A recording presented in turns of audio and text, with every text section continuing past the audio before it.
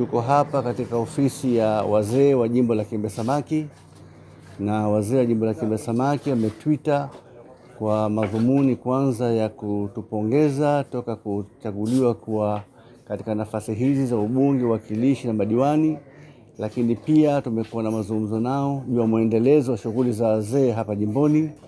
Wameeleza mikakati yao, wameeleza muono wao, na kwa kweli tumefurahishwa sana na yale ambayo tuliwasikia. Kamati ya wazee hapa inayo mpango kazi, na mpango kazi wao na kwenda pia kufuatana na mwaka. Kwa hivyo wanazo shughuli ambazo wamezipanga kuzifanya mwisho mwaka huu, lakini shughuli nyingine zitaanza mwezi wa Januari 2026, na zote hizo zimewalenga wazee, kuwasaidia wazee, kuwatunza wazee, na pale inapohitajika pia kuwatoa wazee majumbani siku fulani ambayo ilopangwa Jumapili, kwenda nao katika fukwe na wao wapate kujifaraji.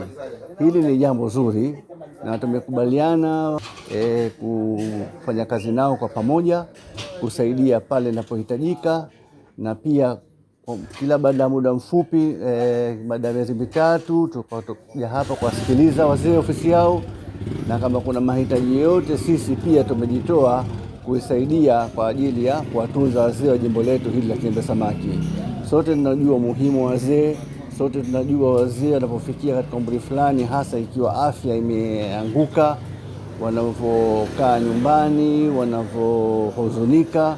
Kwa hivyo sisi tumejitolea pamoja na yote ambayo yalikuwepo kuwasaidia wazee wa jimbo la Kiembe Samaki, na wao kuwa pati ya jamii na pati ya wananchi wa jimbo hili. Changamoto waliosema kwamba kama kawaida ni uhaba wa nyenzo na sana fedha. Kwa mfano hapa hii ofisi wamekodi, na kuna activities nyingine pia zinahitaji msukumo.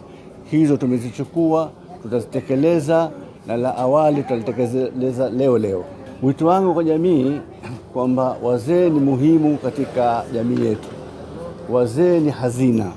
Wazee wanajua mambo mengi, wazee wamepitia mambo mengi. Kwa hivyo tusisubiri mpaka pale umesikia wazee wameondoka sisi ndo nasikitika. Huu ni wakati sisi wa kuchota kutoka kwa wazee juu ya yale walioona na nini sisi na vipi sisi twende. Kwa hivyo tuendelee kuwatunza wazee, lakini tuendelee pia kuwatumia wazee. Huo ndio wito wangu.